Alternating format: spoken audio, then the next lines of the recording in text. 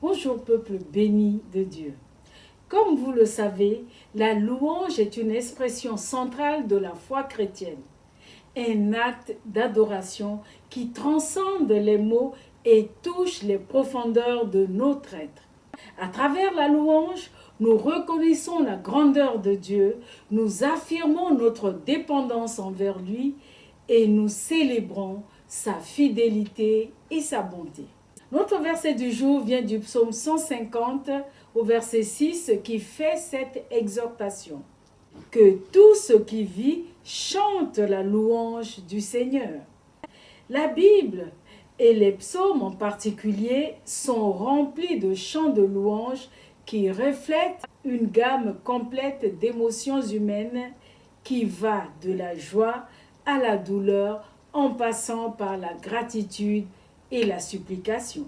À travers ces psaumes, David nous enseigne que la louange peut être exprimée en toutes circonstances. Nous sommes appelés, même dans la détresse, à chanter les louanges de Dieu, reconnaissant qu'il est Dieu, qu'il est souverain, qu'il est toujours présent et qu'il est digne de notre adoration. Au psaume 54, Dieu nous dit « Offre-moi plutôt ta reconnaissance, à moi ton Dieu, et tiens les promesses que tu m'as faites, à moi le Très-Haut. » La louange est donc un moyen puissant de maintenir notre connexion avec Dieu. Elle permet de détacher nos yeux des problèmes et circonstances pour les fixer sur la puissance et la fidélité du Dieu très saint. Mais comment louer quand on traverse des moments difficiles, des moments de maladie, de souffrance, de deuil ou d'autres nombreuses épreuves? La louange dans ces moments difficiles devient un acte de foi. Cela demande une conscience intentionnelle de la présence de Dieu et de sa souveraineté.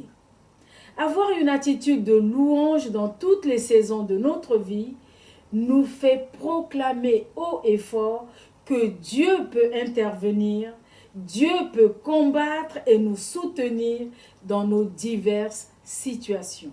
Et c'est en demeurant dans cette attitude de louange que l'impossible devient une réalité. La main puissante de Dieu interfère activement dans notre quotidien et les circonstances se transforment. Oui, bien-aimés de Dieu, la louange déclenche une incroyable puissance et action de Dieu dans la vie de celui ou celle qui le loue. David avait bien compris ce principe et il le confessait sans cesse quand il disait « Je bénirai l'Éternel en tout temps et sa louange sera toujours dans ma bouche » au psaume 34, verset 1. La louange est donc un acte de foi et d'obéissance.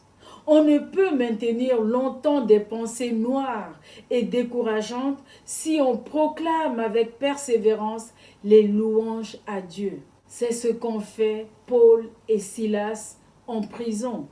Ils ont choisi de se positionner dans la foi en Dieu et l'ont exprimé par des chants de louanges. Et le miraculeux s'est produit. Les chaînes sont tombées. Alors que nos blessures intérieures nous obligent à regarder à nous-mêmes, à fixer notre attention sur nos drames, la louange nous permet de détacher nos yeux de nos problèmes pour regarder à Dieu.